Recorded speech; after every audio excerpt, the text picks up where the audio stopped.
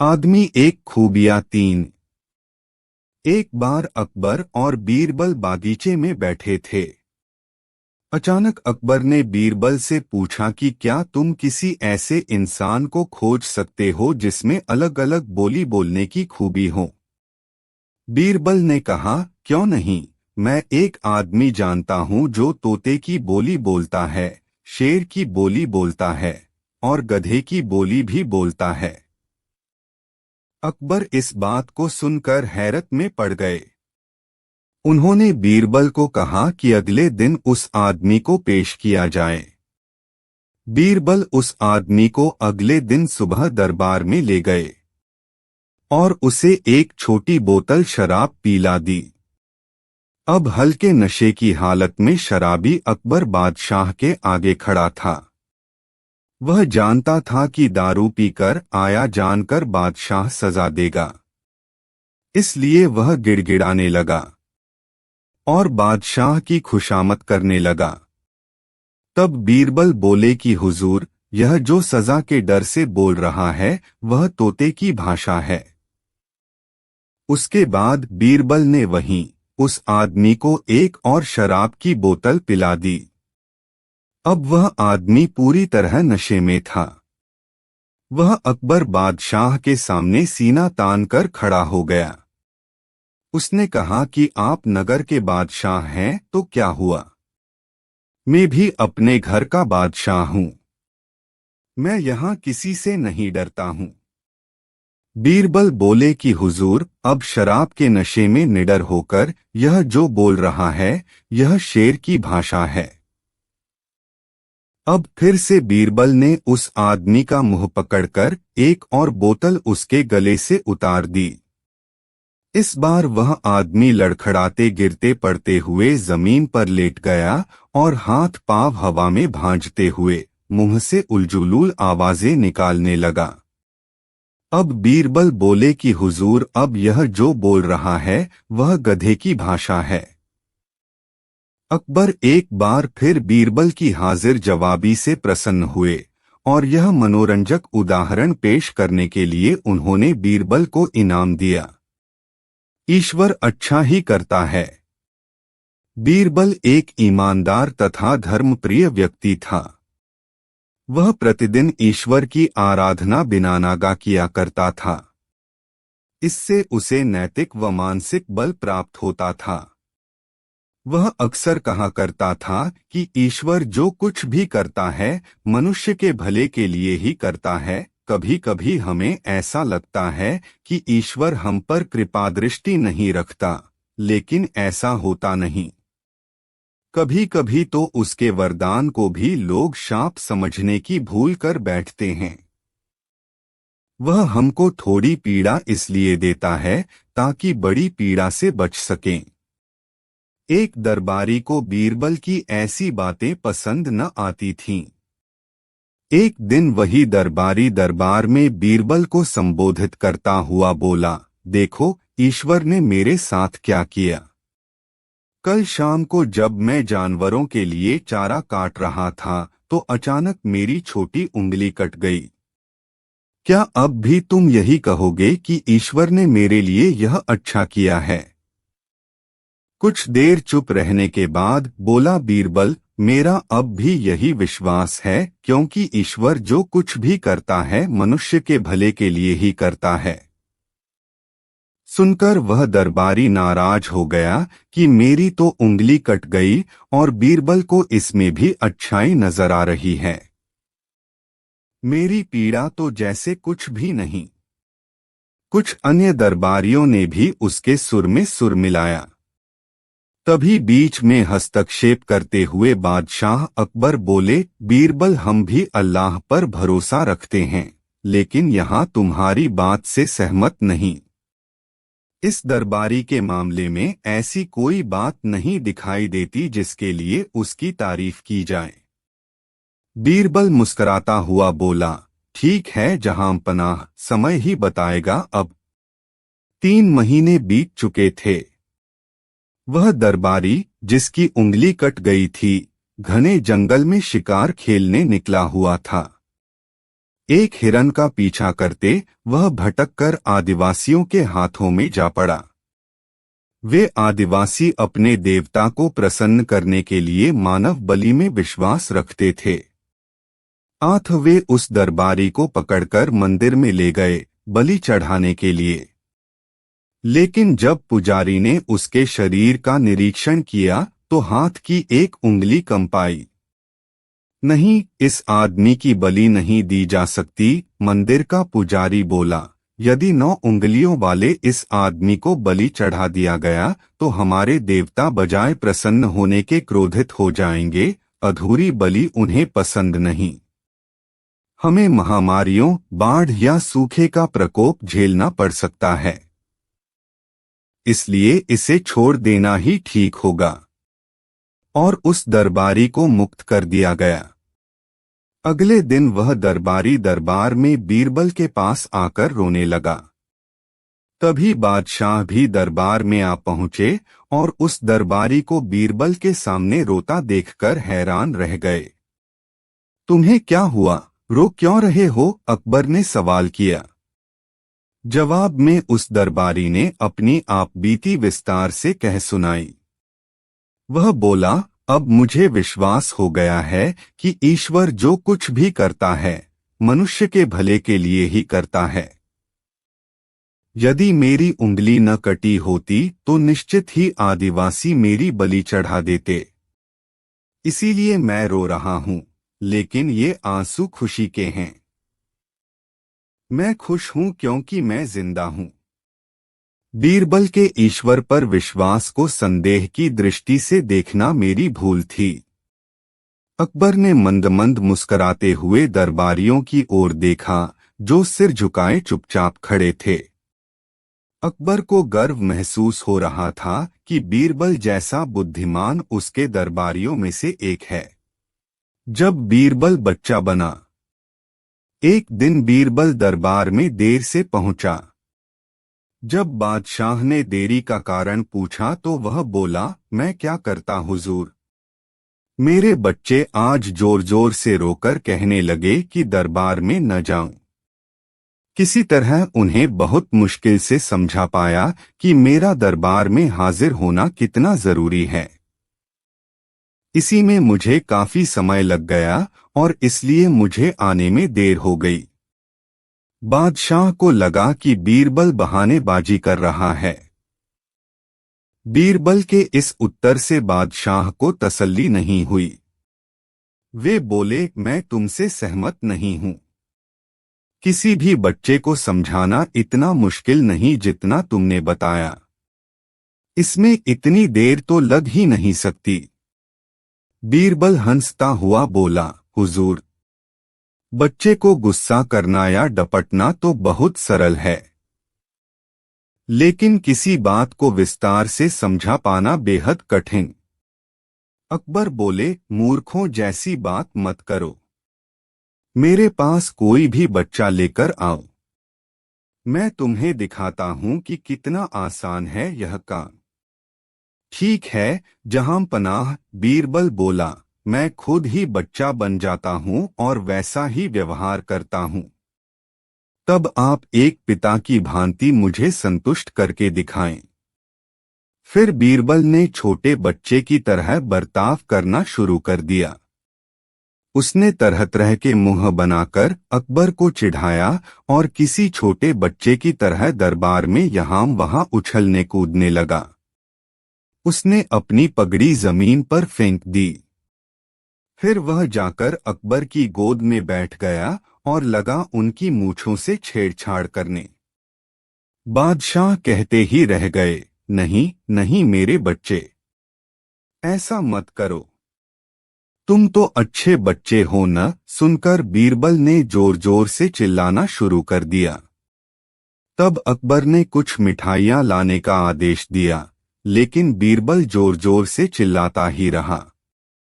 अब बादशाह परेशान हो गए, लेकिन उन्होंने धैर्य बनाए रखा। वह बोले, बेटा, खिलौनों से खेलोगे? देखो कितने सुंदर खिलौने हैं। बीरबल रोता हुआ बोला, नहीं, मैं तो गन्ना खाऊंगा। अकबर मुस्कराए और गन्ना लाने का आदेश दिया। थोड़ी ही देर में एक सैनिक कुछ गन्ने लेकर आ गया, लेकिन बीरबल का रोना नहीं थमा। वह बोला, मुझे बड़ा गन्ना नहीं चाहिए, छोटे छोटे टुकड़े में कटा गन्ना दो। अकबर ने एक सैनिक को बुलाकर कहा कि वह एक गन्ने के छोटे छोटे टुकड़े कर दे। यह देखकर बीरबल और जोर से रोता हुआ बोला, नहीं, सैनिक गन्ना नहीं काटेगा, आप खुद काटें इसे। अब बादशाह का मिजाज बिगड़ गया, लेकिन उनके पास गन्ना काटने के अलावा और कोई चारा न था। और करते भी क्या, खुद अपने ही बिछाए जाल में फंस गए थे वह। गन्ने के टुकड़े करने के बाद उन्हें बीरबल के सामने रखते हुए बोले, अकबर, लो इसे खा लो बेटा। अब बीरबल ने बच्चे की भांति मचलते हुए कहा, नहीं, मैं तो पूरा गन्ना ही खाऊंगा। बादशाह ने एक साबुत गन्ना उठाया और बीरबल को देते हुए बोले, लो पूरा गन्ना और रोना बंद करो। लेकिन बीरबल रोता हुआ ही बोला, नहीं, मुझे तो इन छोटे टुकड़ों से ही साबुत गन्ना बनाकर दो। कैसी अजब बात करते हो तुम, यह भला कैसे संभव है? बादशाह के स्वर में क्रोध भरा था, लेकिन बीरबल रोता ही रहा। बादशाह का धैर्य चुक गया। बोले, यदि तुमने रोना बंद नहीं किया तो मार पड़ेगी तब। अब बच्चे का अभिनय करता बीरबल उठ खड़ा हुआ और हंसता हुआ बोला, नहीं नहीं, मुझे मत मारो हुजूर।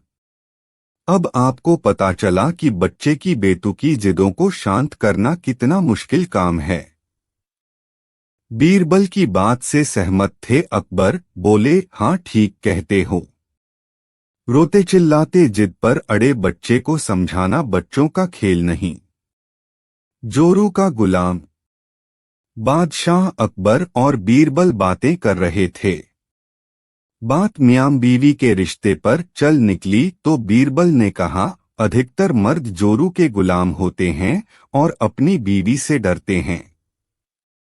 मैं नहीं मानता, बादशाह ने कहा। हुजूर, मैं सिद्ध कर सकता हूं, बीरबल ने कहा। सिद्ध करो। ठीक है, आप आज ही से आदेश जारी करें कि किसी के भी अपने बीवी से डरने की बात साबित हो जाती है तो उसे एक मुर्गा दरबार में बीरबल के पास में जमा करना होगा। बादशाह ने आदेश जारी कर दिया। कुछ ही दिनों में बीरबल के पास ढेरों मुर्गे जमा हो गए। तब उसने बादशाह से कहा, हुजूर, अब तो इतने मुर्गे जमा हो गए हैं कि आप मुर्गी खाना खोल सकते हैं। आठ अपना आदेश वापस ले लें। बादशाह को न जाने क्या मजाक सूझा कि उन्होंने अपना आदेश वापस लेने से इनकार कर दिया। खींचकर बीरबल लौट गया।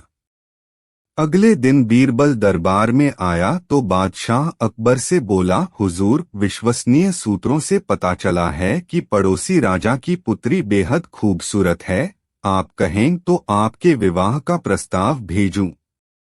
यह क्या कह रहे हो तुम? कुछ तो सोचो। जनाना खाने में पहले ही दो हैं, अगर उन्होंने सुन लिया तो मेरी खैर नहीं, बादशाह ने कहा। हुजूर, 2 मुर्गे आप भी दे दें, बीरबल ने कहा। बीरबल की बात सुनकर बादशाह झेंप गए। उन्होंने तुरंत अपना आदेश वापस ले लिया। दूज का चांद। बीरबल बहुत चतुर, बुद्धिमान और हाजिर जवाब था। उसकी कीर्ति दूर देशों तक फैली हुई थी। ईरान के बादशाह ने जब उसके चातुर्य की तारीफ सुनी तो उसने राजा के पास संदेश भिजवाया कि आपके वजीर को कुछ दिन के लिए मेरे दरबार में भेजने की कृपा करें। राजा ने बहुत कीमती वस्त्र आभूषणों की भेंट के साथ बीरबल को ईरान के लिए रवाना किया। ईरान की सीमा पर बीरबल का भव्य स्वागत किया गया। दूसरे दिन जब बीरबल बादशाह के दरबार में पहुंचा तो बादशाह ने भी उसकी आवभगत की और राजा के द्वारा भेजे गए उपहार के लिए धन्यवाद और कृतज्ञता प्रकट की।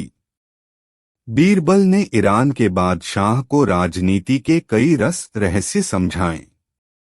बादशाह उसकी हर राय से सहमत हुए। विदाई की बेला में बादशाह ने अपने सभी दरबारियों के बीच हिंदुस्तानी वजीर से एक सवाल किया कि आपके राजा और मेरे बीच आप कैसे तुलना करते हैं। वजीर ने कहा, हमारा राजा दूज के चांद की तरह हैं और आप पूनम के पूर्ण चंद्रमा से सुंदर सुशील हैं। बीरबल के साथ आए राजा के दरबारियों को मौका मिल गया। वह आपस में इस बात को लेकर खुसर खुसर करने लगे कि बीरबल ने ईरान के बादशाह के स्वागत सरकार के आगे अपने राजा को नीचा दिखाया है। ईरान के बादशाह को तो पूनम का चांद बताया और अपने राजा को दूज का चांद। दूसरे दरबारी ने हाँ में हाँ मिलाते हुए कहा, हाँ तुम ठीक कहते हो, पूनम का चांद बहुत बड़ा और चमकीला होता है, जबकि दूज का चांद एक पतली सी रेखा की तरह है। वजीर ने अपने राजा को छोटा बताया, इसकी हमें शिकायत करनी चाहिए। तीसरे दरबारी ने कहा। जब बीरबल वापस अपने राजा के दरबार में लौटा तो राजा ने सारा हालचाल पूछा। बीरबल की बातें सुनकर राजा बोला, आपने हमारे दरबार की शोभा ईरान तक फैलाई, इसकी हमें बहुत खुशी है। साथ गए दरबारियों ने पूनम के चांद और दूज के चांद वाली बात राजा को बताई। राजा इस पर बहुत नाराज हुआ। दूसरे दिन बीरबल से उसने पूछा, आपने मेरी तुलना पूनम के चांद से क्यों नहीं की? वजीर को सारा माजरा समझ में आ गया। वह बोला, हुजूर, आप दूज के चांद की तरह हमेशा अपने पराक्रम, कीर्ति और साम्राज्य कोई दिन दूना रात चौगुना बढ़ा रहे हैं। इसलिए मैंने आपकी प्रशंसा की में दूज के चांद की उपाधि दी। ईरान के बादशाह को पूनम का चांद इसलिए कहा क्योंकि पूनम चंद हर रोज घटा जाता है, सिमटता जाता है। अमावस की रात तो वह बिल्कुल ही नहीं निकलता। आपको दूज का चांद बताकर मैंने अपने राजा की महानता का बखान किया है। दूज का चांद सबको प्रिय होता है, सभी उसके दर्शन करते हैं। पूनम का चांद तो एक दिन चमकता है और दूज का चांद पूरे पखवाड़े तक चमकता है। आप खुद फैसला करें कि दूज का चांद ज्येष्ठ है या पूनम का।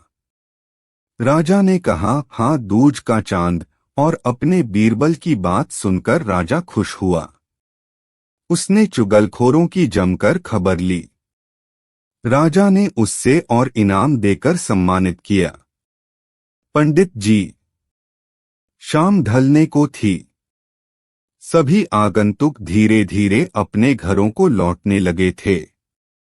तभी बीरबल ने देखा कि एक मोटा सा आदमी शर्माता हुआ चुपचाप एक कोने में खड़ा है। बीरबल उसके निकट आता हुआ बोला, लगता है तुम कुछ कहना चाहते हो। बेहिचक कह डालो जो कहना है। मुझे बताओ तुम्हारी क्या समस्या है। वह मोटा व्यक्ति सकुचाता हुआ बोला, मेरी समस्या यह है कि मैं पढ़ा लिखा नहीं हूँ। मैंने अपनी शिक्षा पर ध्यान नहीं दिया, जिसका मुझे खेद है।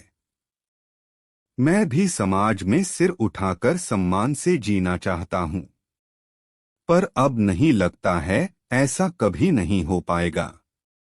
नहीं, कोई देर नहीं, ऐसा जरूर होगा यदि तुम हिम्मत न हारो और परिश्रम करो।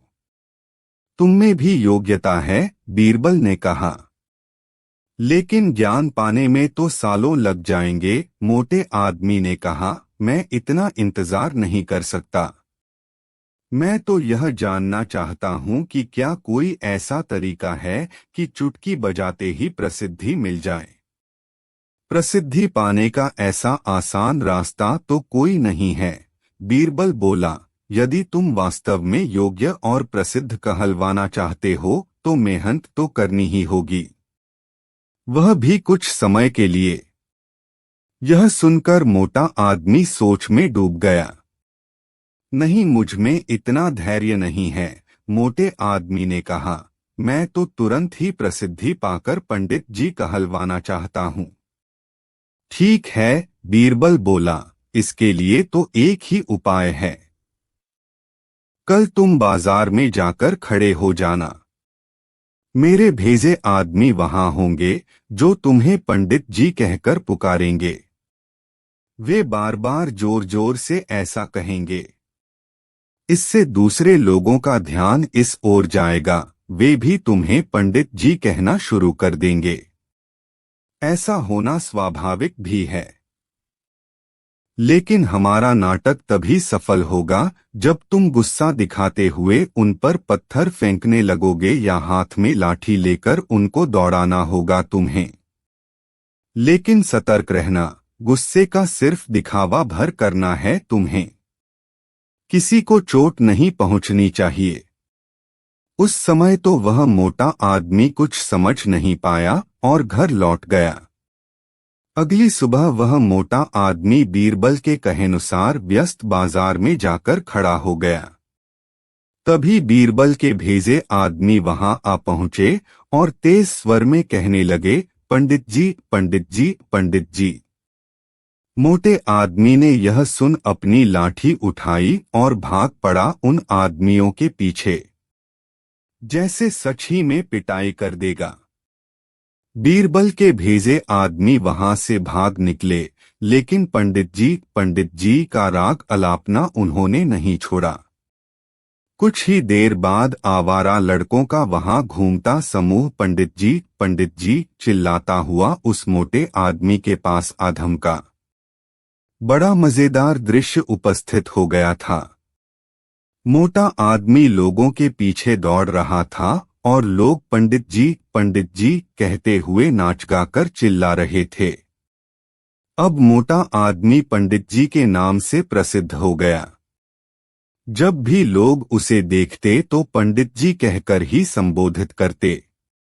अपनी ओर से तो लोग यह कहकर उसका मजाक उड़ाते थे कि वह उन पर पत्थर फेंकेगा या लाठी लेकर उनके पीछे दौड़ेगा। लेकिन उन्हें क्या पता था कि मोटा तो चाहता ही यही था। वह प्रसिद्ध तो होने ही लगा था। इसी तरह महीनों बीत गए। मोटा आदमी भी थक चुका था।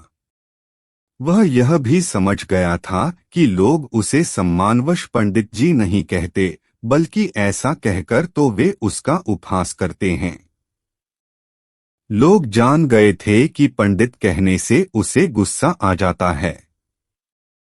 वह सोचता था कि शायद लोग मुझे पागल समझते हैं। यह सोचकर वह इतना परेशान हो गया कि फिर से बीरबल के पास जा पहुंचा। वह बोला, मैं मात्र पंडित जी कहलाना नहीं चाहता। वैसे मुझे स्वयं को पंडित कहलवाना पसंद है और कुछ समय तक यह सुनना मुझे अच्छा भी लगा। लेकिन अब मैं थक चुका हूँ। लोग मेरा सम्मान नहीं करते, वो तो मेरा मजाक उड़ाते हैं।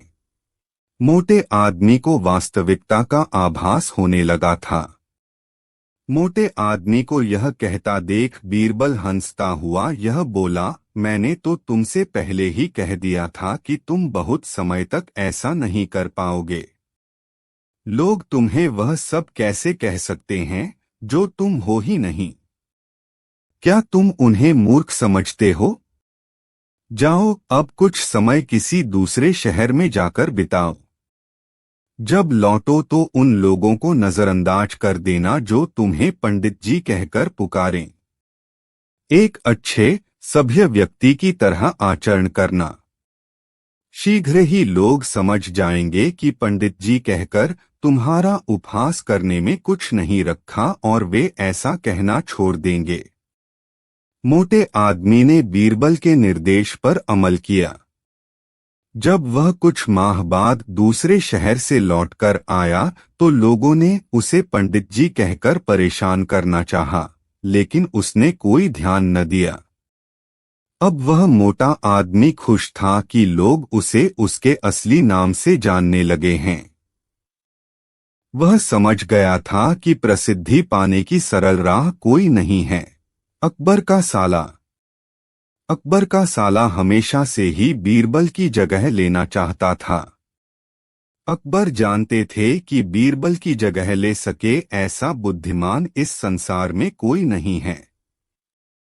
फिर भी जोरू के भाई को वह सीधी ना नहीं बोल सकते थे। ऐसा करके वह अपनी लाडली बेगम की बेरुखी मोल नहीं लेना चाहते थे। इसीलिए उन्होंने अपने साले साहब को एक कोयले से भरी बोरी दे दी और कहा कि जाओ और इसे हमारे राज्य के सबसे मक्कार और लालची सेठ दमदीलाल को बेचकर दिखाओ। अगर तुम यह काम कर गए तो तुम्हें बीरबल की जगह वजीर बना दूंगा। अकबर की इस अजीब शर्त को सुनकर साला अचंभे में पड़ गया। वह कोयले की बोरी लेकर चला तो गया, पर उसे पता था कि वह सेठ किसी की बातों में नहीं आने वाला, ऊपर से वह उल्टा उसे ही चूना लगा देगा। हुआ भी यही। सेठ दमदीलाल ने कोयले की बोरी के बदले एक ढेला भी देने से इनकार कर दिया। साला अपना सा मुंह लेकर महल वापस लौट आया और अपनी हार स्वीकार कर ली। अब अकबर ने वही काम बीरबल को करने को कहा। बीरबल कुछ सोचे और फिर बोले कि सेठ दमदीलाल जैसे मक्कार और लालची सेठ को यह कोयले की बोरी क्या मैं सिर्फ कोयले का एक टुकड़ा ही 10,000 रुपए में बेच आऊंगा। यह बोलकर वह तुरंत वहां से रवाना हो गए। सबसे पहले उसने एक दर्जी के पास जाकर एक मखमली कुर्ता सिलवाया, हीरे मोती वाली मालाएं गले में डाली, महंगी जूती पहनी और कोयले को बारीक सुरमे जैसा पिसवा लिया। फिर उसने पिसे कोयले को एक सुरमे की छोटी चमकदार डिब्बी में भर लिया। इसके बाद बीरबल ने अपना भेष बदल लिया और एक मेहमान घर में रुककर इश्तिहार दे दिया कि बगदाद से बड़े शेख आए हैं जो करिश्माई सुरमा बेचते हैं, जिसे आंखों में लगाने से मरे हुए पूर्वज दिख जाते हैं, और यदि उन्होंने कहीं कोई धन गाड़ा है तो उसका पता बताते हैं। यह बात शहर में आग की तरह फैली। सेठ दमदीलाल को भी ये बात पता चली। उसने सोचा जरूर उसके पूर्वजों ने कहीं न कहीं धन गाड़ा होगा। उसने तुरंत शेख बने बीरबल से संपर्क किया और सुरमे की डिब्बी खरीदने की पेशकश की। शेख ने डिब्बी के 20,000 रुपए मांगे और मोलभाव करते करते 10,000 में बात तय हुई। पर सेठ भी होशियार था। उसने कहा, मैं अभी तुरंत ये सुरमा लगाऊंगा और अगर मुझे मेरे पूर्वज नहीं दिखे तो मैं पैसे वापस ले लूंगा। बीरबल बोला, बिल्कुल आप ऐसा कर सकते हैं। चलिए शहर के चौराहे पर चलिए और वहां इसे जांच लीजिए। सुरमे का चमत्कार देखने के लिए भीड़ इकट्ठा हो गई। तब बीरबल ने ऊंची आवाज में कहा, ये सेठ अभी ये चमत्कारी सुरमा लगाएंगे और अगर ये उन्हीं की औलाद हैं जिन्हें ये अपना माँ बाप समझते हैं तो इन्हें इनके पूर्वज दिखाई देंगे और गड़े